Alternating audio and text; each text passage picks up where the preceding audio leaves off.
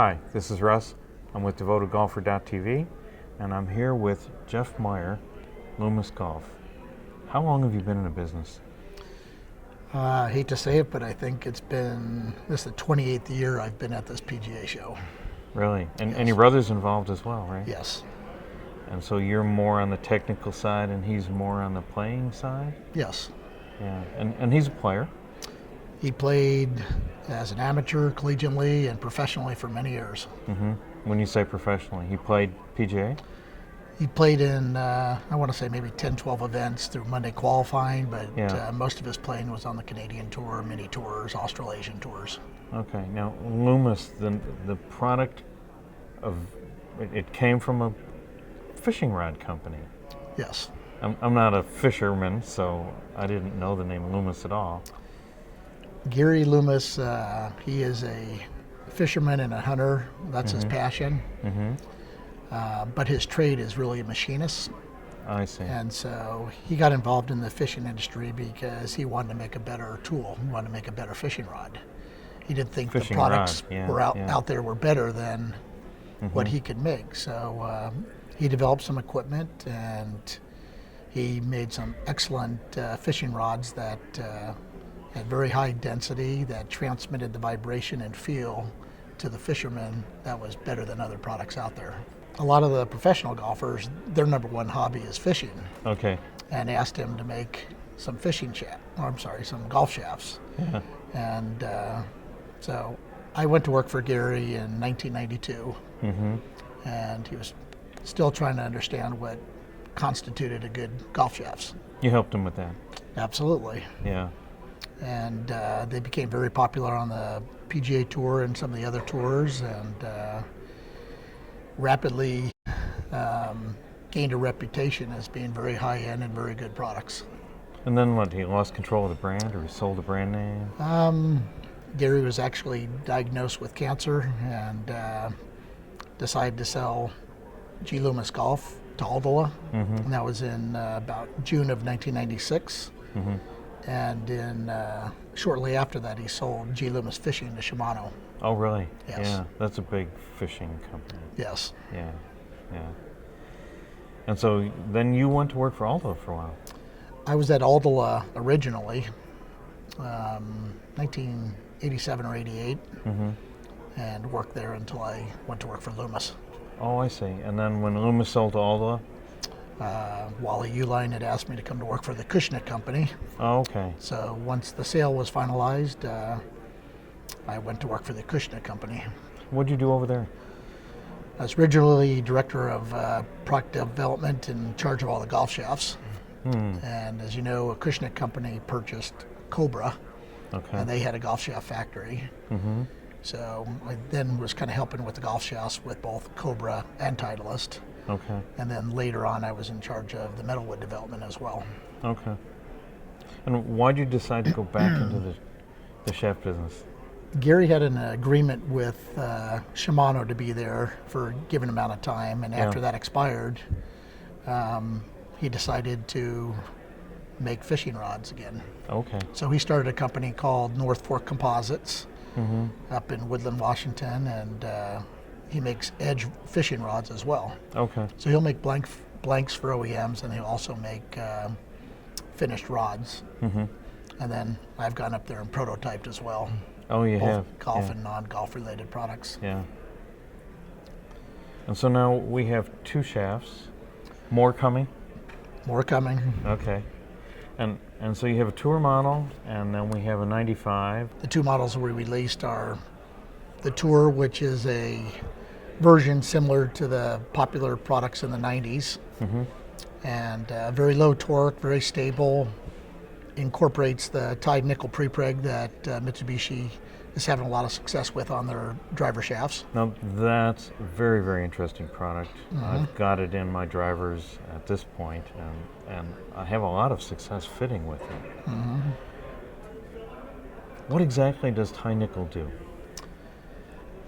In the driver shafts, it adds feel, and it also has been proven to knock some spin off. Takes a little spin out. Yeah. To 300 RPM. Okay, yeah, that can help. So they've had a lot of success on the professional golf tours. A lot of the top 50 players in the world are currently using that product. And fortunately, we have Mitsubishi as our manufacturing partner for these irons, and they've enabled us to use that same great material in the irons. That's not a bad partner to have. They're great. I've had a relationship with them for a very long time. They're totally vertically integrated. They make their own precursor, make their own fiber, their resin, make their own finished product. And my experience in the past has been, tolerance-wise, they're the best. So let's talk a little bit about this one. The profile of this shaft, I think, is a little bit unusual. The tip stiffness is the same all the way through when you basically trim the shafts from the butt. Each shaft length is made individually, Okay. but if you look at the profile, it is a very flat progression in frequency. Okay. Yeah, I don't do frequency. I look at EI curves. I do too. So if you look Yeah. at the EI, they'll probably all line up right on top of one another. They do, all the way up. Yes. Yeah, yeah. And the whole theory behind that is to try to ensure that each iron within the bag feels very similar. And so on the 95, that's a more traditional design.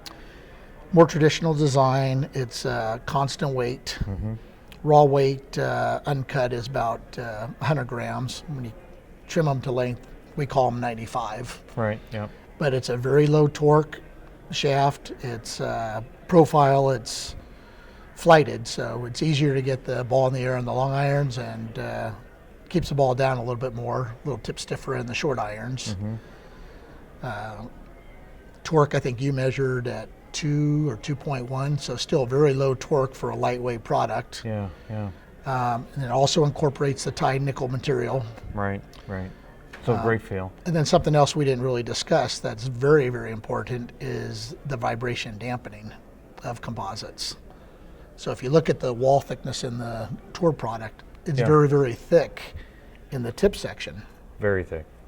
So what that, as you saw, it's a very small hole. So if the viscosity of your epoxy when you're assembling them gets a little too thick, it's actually kind of difficult to, it wants to push the it's going to run shaft up out. the shaft, yeah. Well, it you know, it's not going to go up the ID because it's so small, and it's hard to, get it epoxied in. So with that wall thickness in the tip, we took, you did a JG. I did a GJ as well, yeah. And so it was pretty linear, I think, wasn't it? Yeah, I don't remember it, but yeah, I'll go back and look at it. So as you know, majority of the torque on shafts is in the tip section where the diameter is small. Exactly. Because if you look at the calculation for torque, diameter is the fourth power. So diameter is a major contributing factor. Right. So with that small tool size that we were able to use, based upon the fishing industry, they're made on 10,000ths of an inch diameter tools, very small. We're able to wrap that pre-preg on it. So we took the torque out, we gave the tip stability, and then it also dampens vibration more effectively. More material. You have a larger cross-sectional area there, so by the time the detrimental shock waves get to your hand, it's already dissipated. Where if you look at steel, titanium, or aluminum shaft, the wall thickness is substantially thinner. Yeah, substantially is a kind word, yeah. And the material doesn't dampen as well. Right.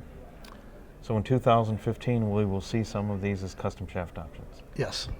Good, good. And then for the aftermarket, Swing Sciences is a partner of ours that is distributing them. So they're distributing them. So we have two versions right now. We have a 95 and the Tour, which weighs in 118 in the long iron. Okay, so that's not, that's not out of range for most golfers. It's a little lighter than maybe some of the steel products they're currently using, but it's a comfortable weight that they like the performance, and they maybe can control it slightly lighter product compared to what they're used to playing. And I think we're seeing the arrival of carbon fiber products in places that 5 years ago people never thought that a better player would play carbon fiber. Correct. Well, we proved it in 1995 and 96 when there's 43 or 47 guys on the PGA Tour using graphite iron shafts. Yeah, yeah, and we're seeing it more now on the PGA Tour. Yes. Yep. Hopefully we'll be able to penetrate that market a little bit more. Yeah, Yeah. I think my brother has 6 or 8 guys currently playing the product. Oh, he does? Yes. Yeah. Champions great. Tour primarily, but Yeah. once gets an opportunity to work with some of the PGA Tour players, I think you'll see he'll start getting into some of those bags as well. Great. This is Russ from Devoted Golfer TV with Jeff Meyer from Loomis Golf. Loomis products are currently available from Swing Science and your local custom club fitter, and they will soon be available as a custom option in some of the OEM carts this year or next year? This year. Possibly even this year. Thank you. Thanks for having me, Russ.